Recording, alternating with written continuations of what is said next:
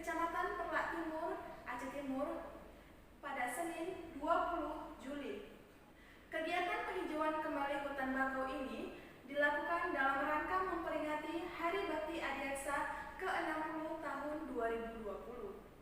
Hutan mangrove ini sangat penting bukan saja bagi kelangsungan hidup habitat makhluk hidup yang hidup di air asin, tetapi juga penting bagi manusia.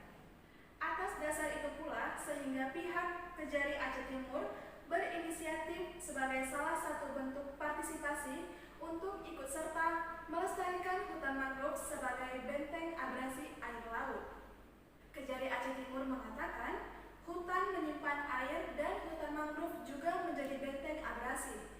Oleh karenanya, mari kita jaga dan lestarikan hutan.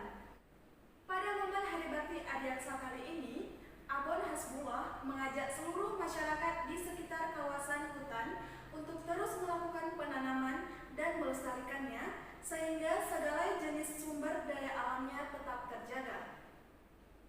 Sementara itu, Bupati Aceh Timur Haji Hasbullah Haji Muhammad Taib SH dalam arahannya pada acara dimaksud mengapresiasi aksi penanaman 2000 mangrove yang dilakukan pihak Kejari Aceh Timur bersama instansi lainnya.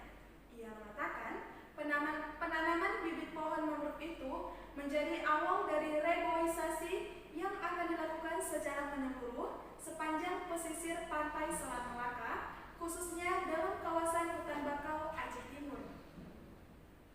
Untuk itulah, Bupati mengajak masyarakat agar tidak menebang hutan secara sembarangan, sebab menebang hutan secara liar dengan dalih apapun akan berdampak terhadap bencana alam, seperti abrasi pantai, kerusakan lingkungan, dan hilangnya habitat hewan dan satwa yang dilindungi lainnya.